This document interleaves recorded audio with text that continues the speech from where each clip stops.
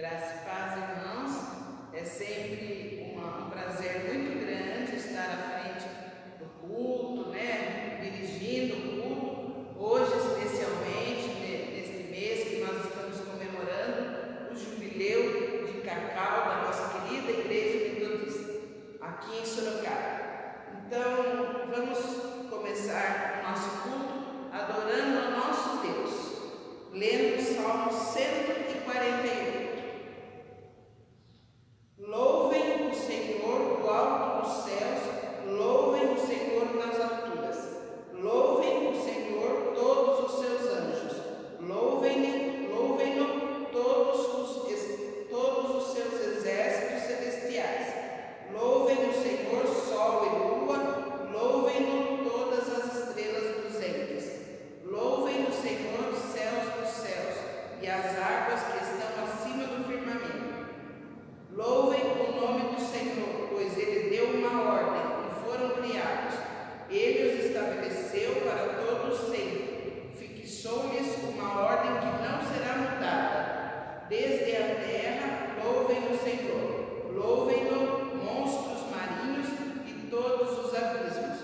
Fogo e granizo, neve e vapor, ventos fortes que lhe executam a palavra, montes e todas as colinas, árvores frutíferas e todos os cedros, feras e todo gado, animais que rastejam e aves, reis da terra e todos os povos, príncipes e todos os juízes da terra, rapazes e moças, velhos e crianças, louvem o nome do Senhor, porque só o seu nome é excelso, a sua majestade está acima da terra e do céu.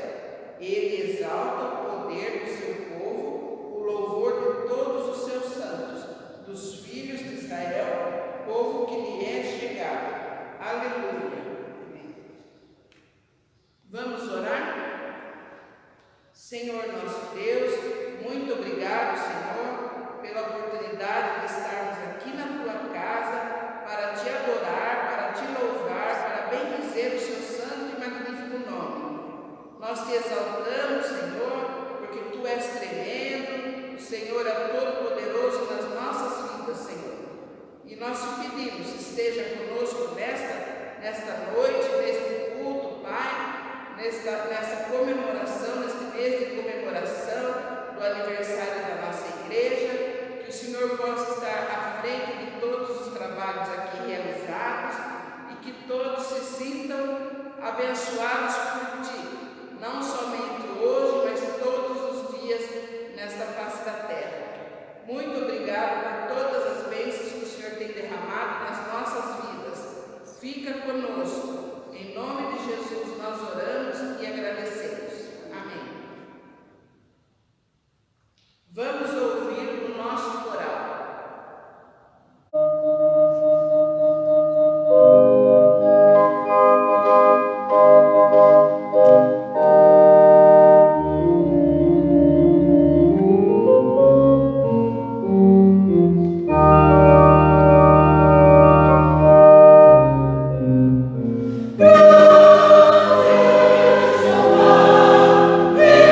Entre nós, céu e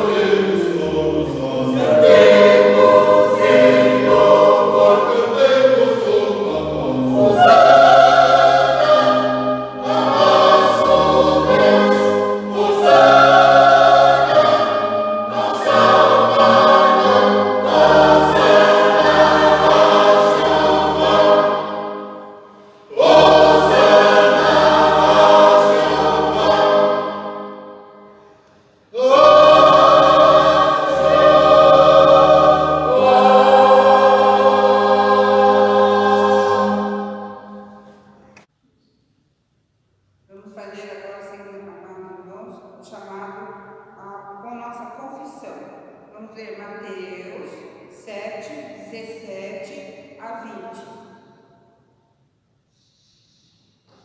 Assim, toda árvore boa produz bons frutos, porém a árvore má produz frutos maus.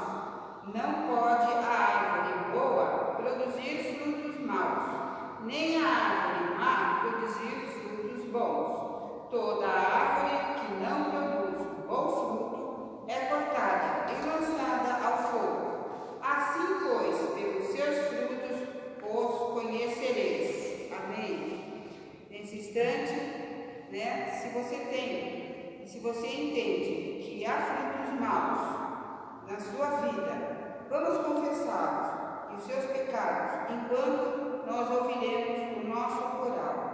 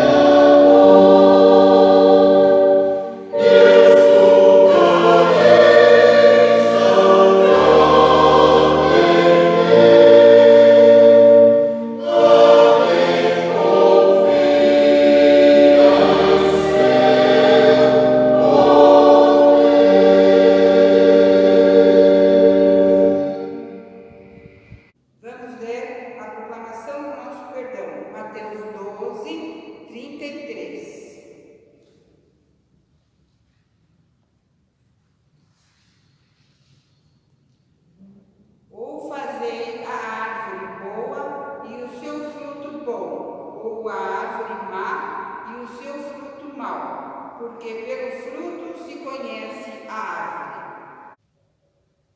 Nós pedimos perdão a Deus, confessamos os nossos pecados, pedimos perdão e na certeza de que Ele nos perdoa, nós estamos comemorando o aniversário da igreja, que é o Jubileu de Cacau, como ela leu lá, que a árvore boa produz bons frutos, que nós sejamos também como o cacau, que produz um fruto e ele é transformado e se transforma num gostoso chocolate.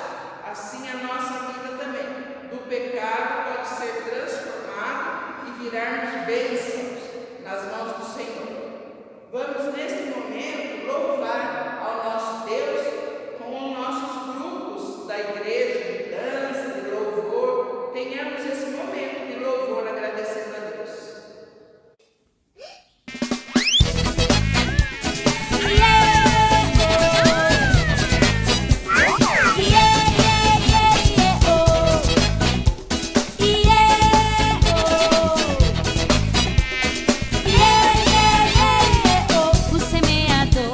O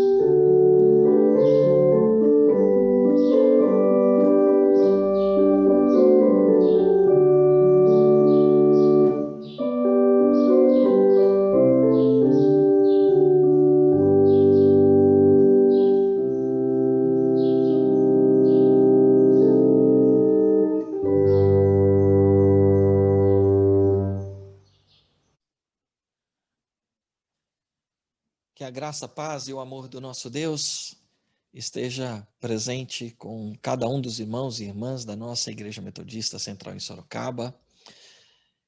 Muito obrigado pelo convite. Esse tempo é tempo de compartilhar da palavra, mas eu não tenho como entrar na palavra sem cumprimentar vocês, parabenizá-los pelos 81 anos, bodas de cacau. Eu quero trazer também um abraço especial a todos vocês, irmãos e irmãs, da nossa Igreja Metodista aqui central em São Roque, e eu quero profetizar central, porque também temos no coração que possamos frutificar aqui nessa cidade, de modo que sejam outras igrejas também, assim como vocês vivenciam aí, né?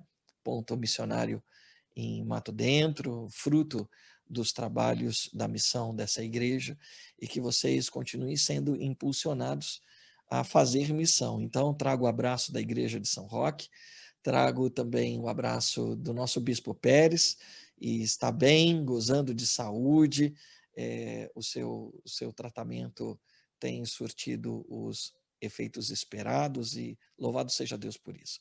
Trago um abraço da minha família, Daniele, minha esposa, da Giovana, do Felipe, meu genro e minha filha, também do Arthur e da Eloá, os meus filhos mais novos, né? Eu quero também dar a minha saudação especial, pastora Thelma, obrigado pelo convite e pela parceria, que Deus continue abençoando sua vida, sustentando-a no ministério, que em nome de Jesus, tudo aquilo que estiver no coração de Deus para seu ministério aí em Sorocaba, que você vivencie em nome de Jesus. Quero dar um abraço especial também no Júnior. Obrigado, Júnior, por você estar presente aí em Sorocaba, acompanhando a pastora Thelma no desempenho de seu ministério. Que Deus continue te abençoando e te fortalecendo também. Ao meu irmãozinho aí, trovador de Jesus, João Carlos, vamos marcar um dia para a gente adorar o Senhor juntos, né? Louvado seja Deus por tua vida, que o Senhor continue sustentando a sua vida e te inspirando. Ana Júlia, eu sou tão feliz e tão grato ao Senhor por saber que você tem se adaptado bem aí em Sorocaba. Que Deus continue manifestando o seu cuidado sobre sua vida, querida. Assim como toda a família, que a boa mão do Senhor continue sendo, de fato, o verdadeiro provedor de vocês. Amém? Louvado seja Deus por isso. Eu recebi a incumbência de trabalhar o tema Semeando a Palavra de Deus, que é o tema que vocês estão trabalhando então aí como comunidade. Pastor Julião trabalhou semana passada o contexto da parábola do semeador, e ele disse que a parábola de fato, é uma parábola muito rica, e daria para ele ficar 1h30, 2 horas. Por isso eu vou continuar, porque eu também vou trabalhar com a parábola do semeador, mas eu vou trabalhar no contexto de Marcos, tá bom? E se você, meu irmão e irmã, puder abrir a sua palavra também, vamos fazer juntas, essa leitura. Marcos, capítulo 4, eu vou ler os versos de 1 a 9. Amém? Podemos? Marcos, capítulo 4, versos de 1 a 9. Diz assim, então, a palavra do Senhor. Voltou Jesus a ensinar à beira-mar, e reuniu-se numerosa multidão a ele, de modo que entrou num barco, onde se assentou, afastando-se da praia. E todo o povo estava à beira-mar na praia. Assim lhe ensinava muitas coisas por parábolas. No decorrer do seu doutrinamento ou do seu ensino, ouvi, eis que saiu o semeador a semear. E ao semear, uma parte caiu à beira do caminho, e vieram as aves e a comeram. Outra caiu em solo rochoso, onde a terra era pouca, e logo nasceu, visto não ser profunda a terra. Saiu, porém, o sol, e a queimou, e porque não tinha raiz, secou-se. Outra parte caiu entre os espinhos, e os espinhos cresceram e a sufocaram. E não deu fruto. Outra parte, enfim, caiu em boa terra e deu fruto, que vingou e cresceu, produzindo a 30, a 60 e a 100 por um. E acrescentou: quem tem ouvidos para ouvir, ouça. Obrigado, Jesus. Dá-nos então ouvidos como os teus. Dá-nos um ouvido para ouvir a voz do teu Espírito, Senhor. Nesse final de tarde, começo de noite, queremos te agradecer pelo privilégio da tua palavra, porque nós temos livre acesso a ela, podemos partilhar. Mas nós também queremos clamar que, em nome de Jesus, o Senhor venha derramar o seu Espírito sobre o nosso entendimento, trazendo o conhecimento da tua vontade, impulsionando no Senhor, para que possamos cumprir a tua missão. Em nome de Jesus Cristo, nosso Senhor, é que nós oramos já agradecidos, porque sabemos que a tua palavra é boa, agradável e perfeita e se faz conhecer a todos nós. Em nome de Jesus, amém, Pai. Amém. Amém. Eu gosto sempre de olhar para o texto e clamar ao Senhor que Ele me revele algo novo. E para isso eu gosto muito de olhar para o contexto, né? Primeiro, eu acho que é importante partilhar com vocês um pouquinho do contexto de Marcos. Logo no capítulo 4 do Evangelho de Marcos, a gente consegue perceber que ele é marcado por uma nova etapa no ministério de Jesus. Se nós olharmos para os capítulos 1 e 2, a gente vai perceber que esses capítulos são marcados pelo ministério de Jesus através de sinais, de curas. A gente vai perceber algumas libertações também que Jesus manifestou entre o povo. Ele também é marcado, esses dois capítulos, pela congregação dos discípulos. Jesus começa a convocar os seus discípulos. Mas a caminhada, ela não é só flores, né? Assim como também nas nossas vidas ministeriais, o capítulo 3 entra. E no capítulo 3, a gente começa a perceber o quanto o ministério também é penoso. Os desafios de Jesus estão aí diante dele, né? Alguns parentes estão no seu percalço, aquela calúnia satânica dos doutores da lei, tentando acabar com o ministério de Jesus.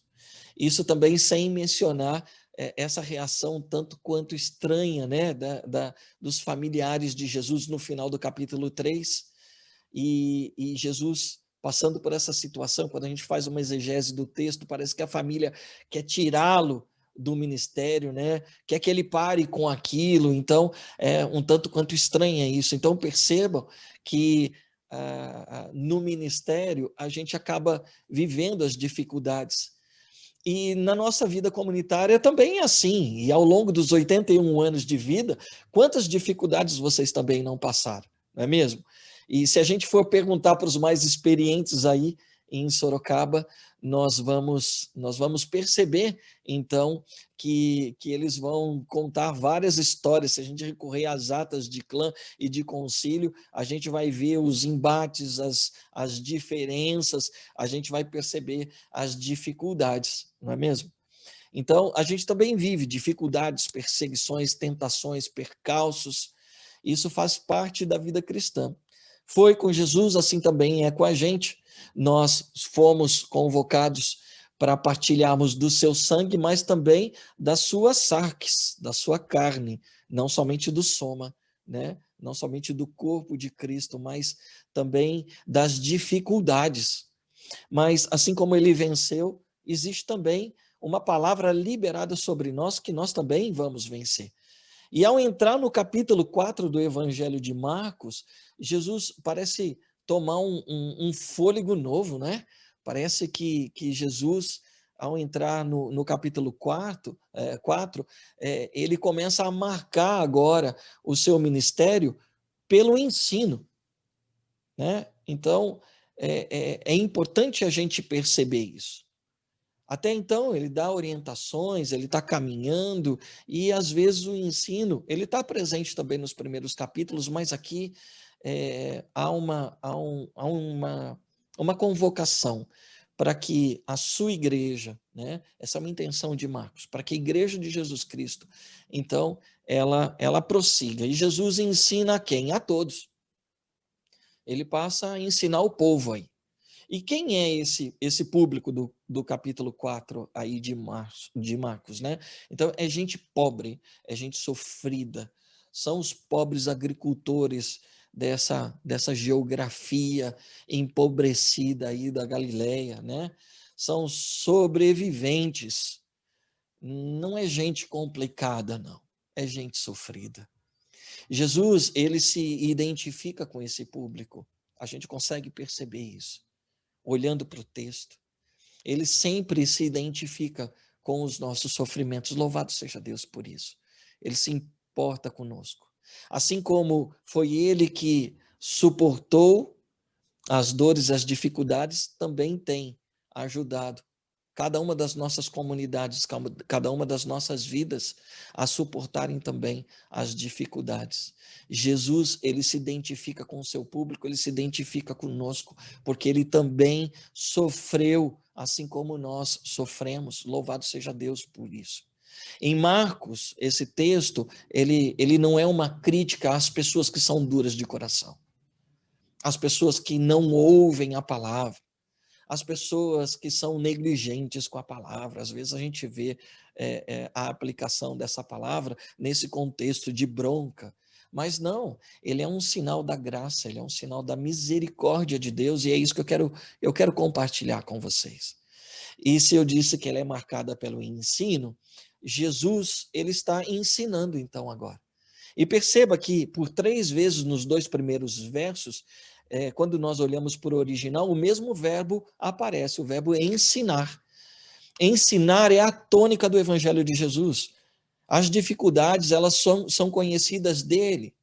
E ele não deixará de fazer a sua obrigação diante daquilo que ele assumiu com o Pai, por conta das dificuldades.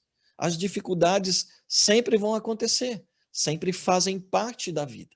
E eu quero compartilhar com vocês, já que nós estamos falando de 3 apresentações de ensino, né, ou de 3 vezes que aparece a palavra ensinar, eu quero também, então, pegar 3 ensinos desse texto. O primeiro ensino, eu vou recorrer a uma tradução que eu fiz, então, do verso 1º, tá bom?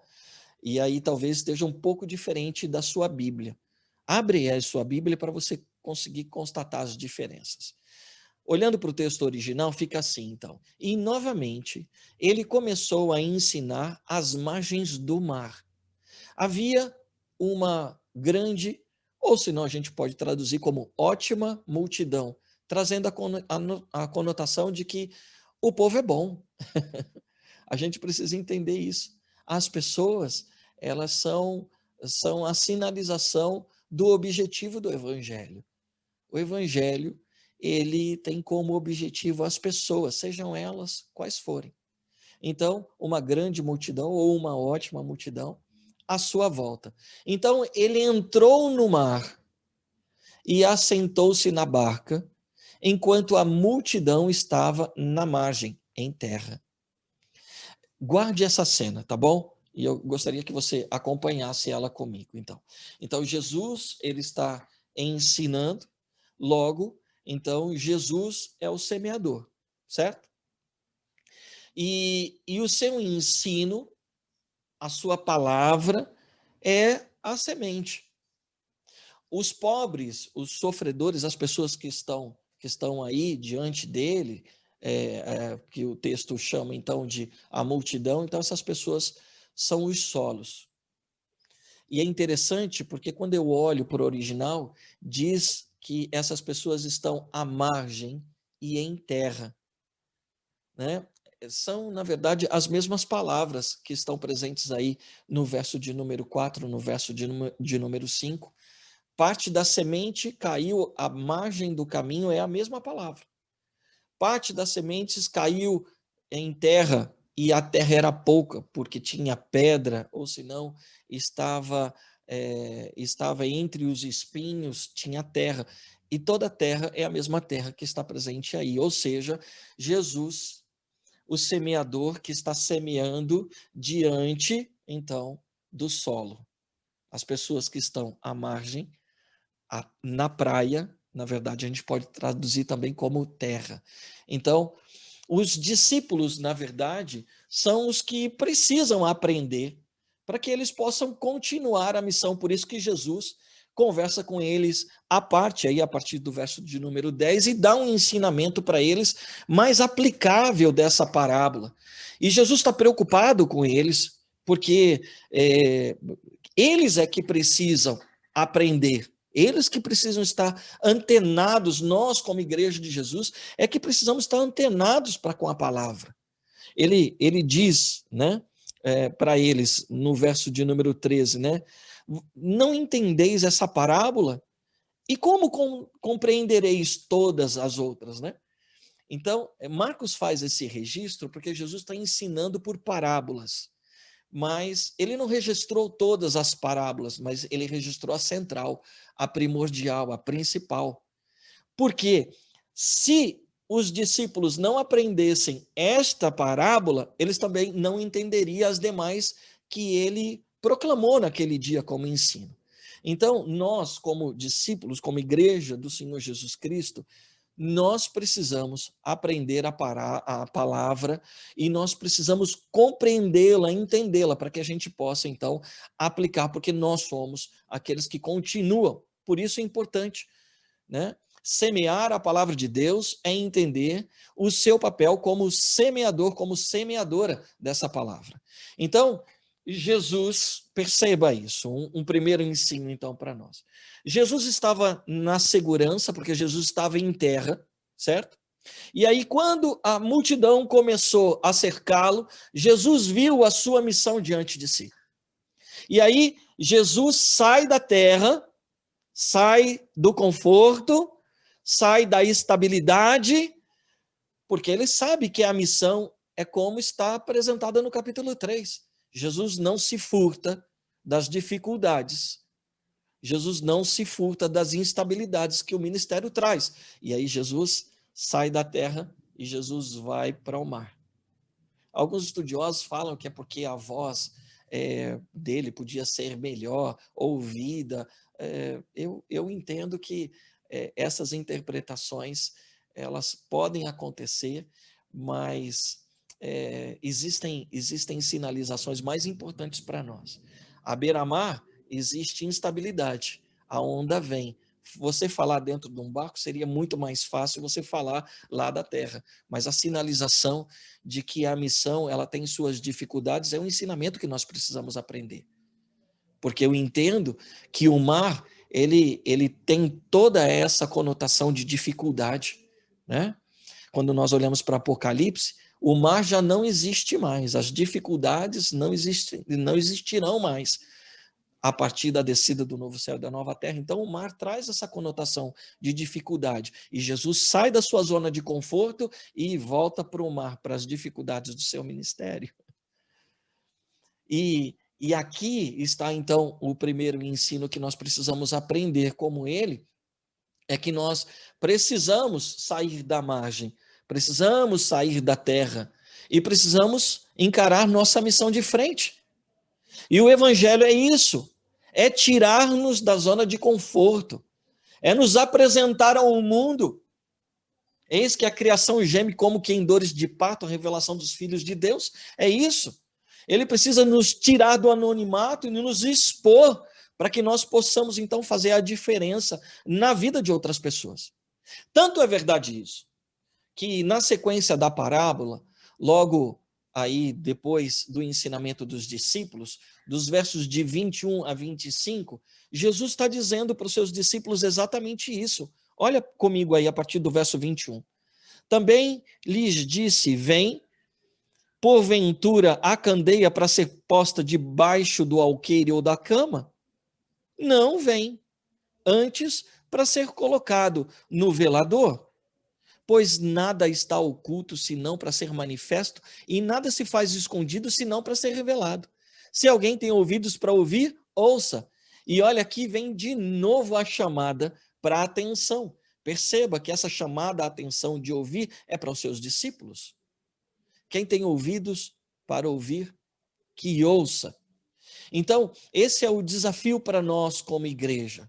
Nós que somos discípulos, discípulas de Jesus, nós precisamos semear a palavra de Deus e, em primeiro lugar, se dispor ao serviço, mesmo que em meio às instabilidades, mesmo que em meio aos desafios. Esse é o desafio para nós como igreja. Somos igreja do Senhor Jesus. Nesse verso de número 13, ele está dizendo que nós precisamos compreender a parábola. E essa é uma beleza também, de que o Senhor Jesus, ele se expressa a nós de maneira a nos dar cada vez mais na medida em que nós nos entregamos a esse conhecimento. Se nos falta conhecimento, peça que o Senhor vai dar. E ele dá liberalmente. A quem mais quer, mais ele dá. Na sequência do capítulo 4 também, a gente percebe Jesus ensinando isso. Nós precisamos receber a palavra do Senhor como ânimo, como força para prosseguir também, de modo a animarmos e fazermos com que outras pessoas que carecem de ânimo, de força, possam prosseguir. Amém? Então, fica para nós o primeiro ensino, o ensino de que nós precisamos entender a nossa missão e nos dispor a ela. Segundo ensino que eu quero compartilhar com vocês, que está presente aqui na palavra também, é que a palavra do Evangelho, ela não faz distinção de pessoas. Jesus, então, está no barco e as pessoas estão diante dele. Ele começa a ensinar usando uma linguagem que a gente conhece hoje em dia como linguagem inclusiva. Jesus está falando a linguagem das pessoas. Jesus fazia parte do cotidiano das pessoas, entendia o cotidiano das pessoas e fazia questão de aplicar a sua palavra, o seu evangelho, de modo que elas compreendiam. Então aqui fica uma primeira observação para nós. Nós também precisamos alinhar a nossa linguagem. Se o que precisamos é semear a palavra, precisamos alinhar a nossa linguagem para que possamos anunciar o evangelho de Jesus. Precisamos estar preocupados como o outro percebe, como o outro pode acolher a palavra do evangelho, de modo que essa palavra se torne acessível a todos e todas. Uma segunda observação importante para nós fazermos é quanto ao anúncio, né? Então, ao anunciarmos, nós vamos semear em diversos tipos de solos, como Jesus estava fazendo ali. Pessoas duras, pessoas traumatizadas, pessoas tristes, pessoas que estão opressas pelo inimigo, por isso o inimigo vem e rouba a semente. Pessoas castigadas, fatigadas pelo trabalho de sol a sol, por isso que o sol mata o broto. Elas precisam entender que precisam de uma mensagem de ânimo e Jesus, ele se importa com isso. Jesus não faz acepção de pessoas, mas Jesus está disposto a ressignificar a vida de cada uma delas. Por isso, ele apresenta o seu evangelho como não sendo nada que pede absolutamente nada em troca, mas o seu evangelho é manifestação de graça, é manifestação de amor. Por isso, nós não podemos criar empecilhos, mas nós precisamos nos tornar facilitadores para que a mensagem chegue. E hoje temos o privilégio de anunciarmos a palavra por meio da internet. Então as igrejas, elas precisam entender que este é um recurso que nós precisamos nos aperfeiçoar em nossas comunidades para levar a mensagem do evangelho a todos e todas. Então, como igreja, nós precisamos viver em função de ajudar todas as pessoas, qualquer tipo de público, que muitas vezes a única coisa que tem a nos oferecer é de fato o seu tempo, a sua atenção. Eles não têm nada a oferecer. Por vezes, talvez por anos, muitas igrejas falaram: ah, mas não compensa fazer, porque esse pessoal não vai dizimar. Mas essas pessoas são alvo do evangelho de Jesus, são pessoas que Jesus se dedicou a elas. E nós precisamos, como semeadores, entender isso. Nós precisamos levar a palavra a todo canto, a todo tipo de solo. A todo tipo de solo. Não importa se eles estão entendendo, mas o que importa é que eles precisam encontrar força através daquilo que estamos anunciando para que eles possam continuar. Se eles estiverem sendo animados, eu gosto dessa expressão do Bispo Adriel, está animadinho, né? Se eles encontrarem a partir do evangelho, da apresentação do evangelho, força para continuar, está valendo, meus irmãos.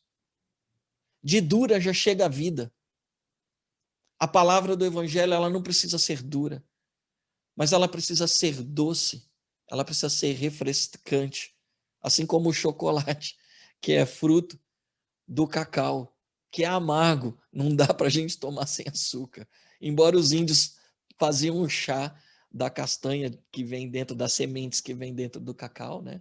Então, a palavra, ela precisa ser refrescante, ela precisa ser doce e refrescante, assim como a brisa que devia estar soprando sobre eles naquela hora. Nós somos chamados, somos chamadas a sermos esses anunciadores de um evangelho de entrega, de um evangelho que mais está disposto a dar do que receber. A um evangelho que entrega ao máximo para que as pessoas possam viver uma vida sem precisar devolver, pagar nada em troca. É isso que Jesus está dizendo. É esse tipo de evangelho que precisamos ser anunciadores. Um evangelho que ressignifica vidas. Amém? Terceiro ensino, para a gente caminhar para a conclusão, tá bom? Não estou concluindo, mas a gente está caminhando. Então, a palavra do evangelho também é evangelho de graça. Por isso, ela é uma semente potente que nunca é desperdiçada. Diferentemente do que alguns possam pensar, né? Às vezes, quando a gente lê esse texto e a gente vai lendo sem um aprofundamento, parece que esse semeador ele é displicente, né? Ele vai jogando para qualquer lado, né? E na verdade não é. Jesus está aplicando um ensino para eles compatível com aquilo que eles conheciam. Ele está fazendo simplesmente o que os agricultores faziam naquela época. Tanto é que ninguém adverte: ó, Jesus, mas que semeador mais de qualquer jeito é esse, né? Não, não tem isso. Não existe advertências no texto. Então Jesus sabe, e sabe com propriedade daquilo que ele está ensinando, né? Então, vamos entender um pouquinho melhor isso, tá? O terreno naquela região, naquela geografia, era terreno ruim, tá? A agricultura nessa área geográfica, ela não é boa porque o terreno não é dos mais férteis da Galileia. Então, se não bastasse também o solo ruim, o chão duro, batido, sofrido, com pedra, com espinho, erva daninha, né? Ainda assim, tinha um outro agravante: estradas que cortavam, então, as plantações. E as pessoas, elas não tinham estradas naquela época, então elas acabavam cortando por meio da plantação. E se a gente olhar, no próprio Evangelho de Marcos, lá no capítulo 2, no verso 23, Jesus está indo para a sinagoga com seus discípulos, e é dia de sábado, né? E Jesus, ele corta também uma seara, e aí os discípulos estão colhendo espigas, que não são deles. Ah, meninos. Mas essa é uma prática. Mas percebe que a agricultura já era difícil, mas você também tinha a dificuldade de pessoas que passavam lá e ainda colhiam aquilo que eles tinham trabalhado duramente para conquistar, e boa parte do que eles plantavam não vingavam. Então, imagina, era dificuldade atrás de dificuldade. Então, por isso é que havia o caminho no campo, né? Então, havia para que as pessoas pudessem se deslocar de um lugar para o outro através das plantações. tá bom? Então, um outro fator histórico que é importante a gente entender essa parte da meditação é que, os agricultores ali da Galileia, quando eles plantavam, eles não contavam com mão de obra, então eles precisavam aproveitar o tempo, e o tempo também é algo muito rigoroso naquela região, né? Então eles costumavam espalhar as sementes enquanto o solo ainda estava coberto por mato, tá? Alguns historiadores nos apresentam isso. E como não é um só, são diversos, então me parece que isso era uma realidade ali daquela região também. Então, depois deles semearem, é que eles vinham então e passavam o arado, ou aqueles que não tinham, como a maior parte deles, não tinham condição de ter um equipamento desse, então eles vinham com a enxada, limpando o terreno. E no mesmo tempo que eles iam limpando o terreno, as covas iam sendo abertas e as sementes iam sendo sepultadas. E no momento de limpar, muitas vezes vinham algumas sementes também, por isso as sementes caem à beira do caminho. Às vezes as sementes, elas caem. Essa é uma perda natural que eles tinham lá também. Cai entre os espinhos, caem entre as pedras, ficam na margem desses caminhos que haviam nas plantações, enfim.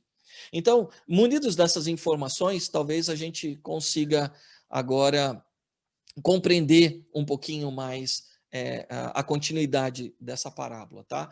Importante, então, a gente perceber que as condições desse terreno nunca, e não vai ser, Jesus não está apresentando isso como um obstáculo para que a semente do seu evangelho cresça. Porque se a gente perceber o texto, mesmo diante das instabilidades da vida e das condições do terreno, a semente, ela é absurdamente produtiva. A semente é extremamente fértil, é fecunda. Porque ela está brotando mesmo na superfície, percebe? Mesmo caindo sobre a terra, ela está produzindo. Ela chega a brotar na superfície, embora isso não tenha vida longa, que é o que Jesus explica para os discípulos no decorrer do texto, aí a gente pode ver. Mas isso não é algo ruim, porque do ponto de vista da qualidade da semente, isso é algo extremamente importante para a nossa reflexão e para essa comunidade que está recebendo esse alerta de Marcos. Ela nos mostra o quanto ela é fértil. Uma semente, para que a gente possa ter essa compreensão, tá? Para que ela possa germinar, ela precisa ter condições, e essas condições precisam ser condições muito favoráveis. Condições favoráveis de oxigênio, favoráveis quanto à água, quantidade, a temperatura ideal, luz que essa planta vai receber. Entretanto, existem também sementes que ela pode estar nessas condições todas favoráveis, mas elas são sementes dormentes, são sementes que elas nunca vão germinar. Então, acontecia muito isso com eles lá. Mas eles ouvem falar de uma semente que é extraordinária. É uma semente que agora ela produz além daquilo que eles estão acostumados. Eles estão acostumados a 1 quilo de semente colher algo que já era bom, era menos de 30%. Ou seja, para cada 1 quilo de semente, eles colhiam aproximadamente 28, 25 quilos de produto, né? Então, se fosse milho, enfim. Para cada 1 quilo de semente, eles não chegavam a 30%, mas essa semente que Jesus está apresentando, essa semente, ela produz 30, ela produz 60, ela produz até 100,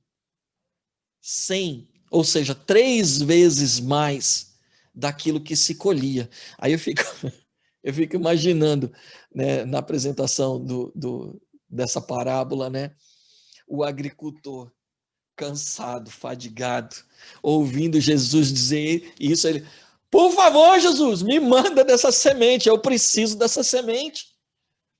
O evangelho é assim. Ele precisa ser apresentado de uma maneira que as pessoas desejem essa semente. Porque essa semente é extremamente produtiva, fértil, do ponto de vista de ressignificar a vida das pessoas. O evangelho é poder de Deus entregue nas nossas mãos.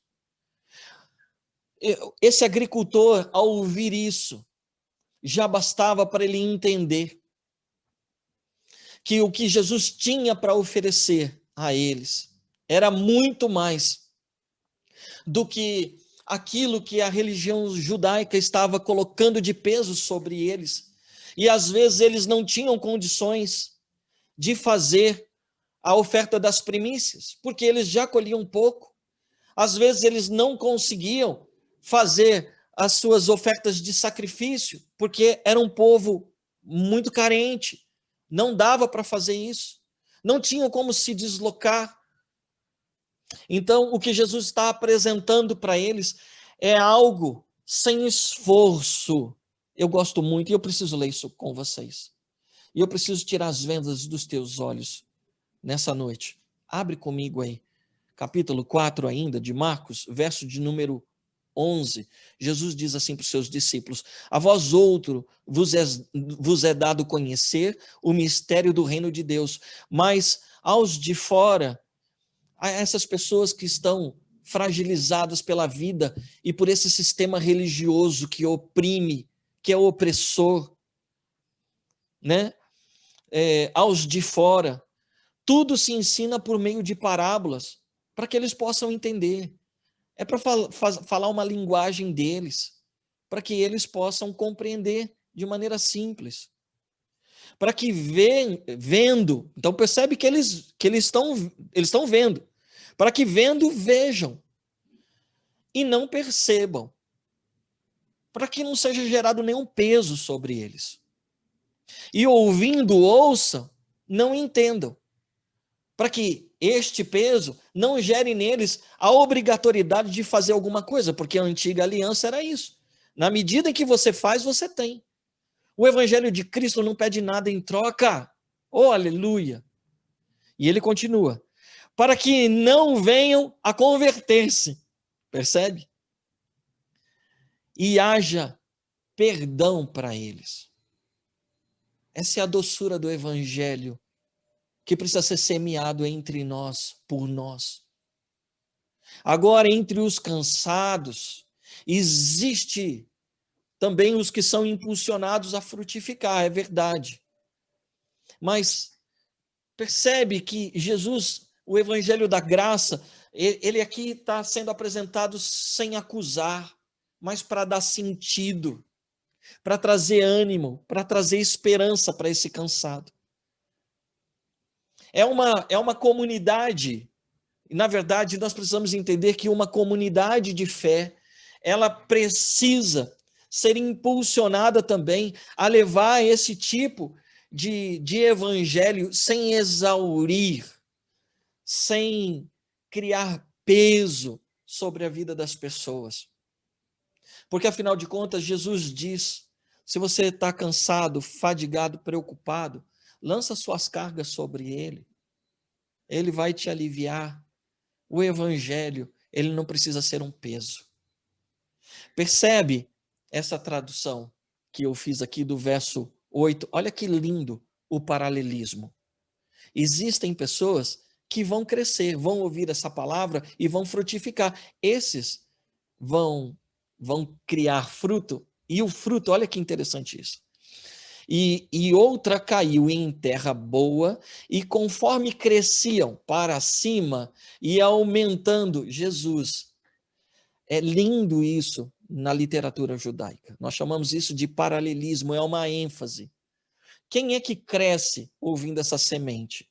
É aquele que começa a olhar para cima, não olha para a dificuldade. A semente morreu, está germinando, tem solo sobre ela. E ela vai crescendo para baixo com a sua raiz, mas ao mesmo tempo vai rompendo com todas as dificuldades da vida, até que ela encontra a luz, até que ela encontra a verdade. E aí, o céu é o limite para esta planta. Para esses agora, os discípulos de Jesus, é que vem a obrigatoriedade dessa frutificação. Mas é uma obrigatoriedade também, entre aspas, porque isso é mais uma consequência natural desse processo. É lindo isso, é lindo isso. E aí Jesus diz, quem tem ouvidos para ouvir, ouça. É para nós que temos permitido, sentado domingo após domingo, ouvindo a palavra. E às vezes, mesmo essa palavra, nos direcionando, nos fortalecendo, nos dando ânimo, a gente não compartilha. Se temos ouvidos para ouvir, precisamos assimilar também que o evangelho da graça precisa viver a sua dispensação através das nossas vidas.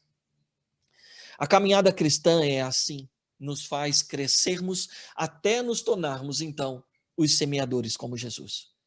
E, por fim, nos tornarmos também sementes. Leia comigo João, capítulo 12, versos de 24 a 25, diz assim: em verdade vos digo, se o grão de trigo caindo na terra não morrer, fica ele só. Mas, se morrer, produz muito fruto. Quem ama a vida, perde-a. Mas aquele que odeia a sua vida neste mundo, preservá-la-á para a vida eterna. Se alguém me serve, siga-me. E onde eu estou, ali estará também o meu servo, a minha serva. E se alguém me servir, o Pai o honrará. Louvado seja Deus por isso. Essa é a nossa recompensa.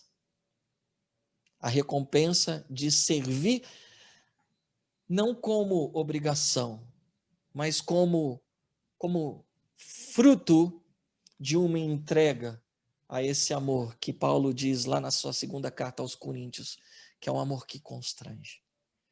Somos levados, constrangidos por um amor que nos envolveu, nos ressignificou, nos transformou em algo diferente do que éramos. Louvado seja Deus por isso. Que essa comunidade viva cada vez mais. E aqui eu quero concluir. Que vocês semeiem a palavra de Deus em tempo e fora de tempo, em nome de Jesus. Não somos nós que determinamos onde ela irá germinar.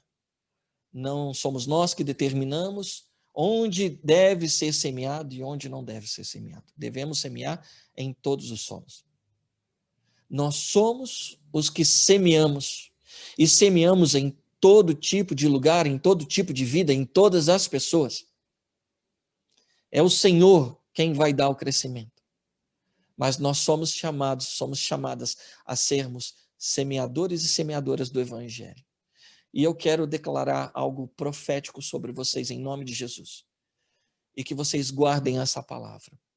Que a Igreja Metodista Central em Sorocaba, assim como o ministério de Jesus, ele é marcado por recomeços em nome de Jesus. Que vocês também, como igreja em Sorocaba, vivam um novo recomeço após essa pandemia que nós estamos vivendo. Juntamente com um ânimo renovado pastoral, pastora Thelma está aí com vocês, ela tem muito a agregar. Que vocês possam viver um tempo de mudanças nessa igreja, em nome de Jesus, mas se entreguem ao novo, em nome de Jesus. Se entreguem ao novo que o Senhor tem reservado para vocês. Que as bodas de cacau venham transformar também os amargores da caminhada até aqui em algo doce, agradável, mas também desejável, a ponto de que outras pessoas venham experimentar daquilo que vocês estão experimentando. Em nome de Jesus. Que a graça do nosso Senhor continue conduzindo a vida dessa comunidade. E eu quero orar por vocês nessa hora. Pai Santo, obrigado, Senhor, pela vida dos nossos irmãos e irmãs. Obrigado pela vida da pastora Thelma, Senhor. Que a tua graça e o teu amor Conforte, console, restaure essa comunidade que também teve suas perdas este ano. Restaure-o, Senhor, guarde-os, de modo que eles, animados pelo Evangelho de Cristo, movidos por essa semente poderosa, também possam, Senhor, levar essa boa semente àqueles e aquelas tão sofridas nesses dias, nesta cidade, onde quer que eles estejam. Que a tua graça, a tua paz e o teu amor seja sobre essa igreja, hoje e para todo sempre. Amém, amém e amém. Deus te abençoe e te guarde, hoje e sempre, meus irmãos. Amém, amém.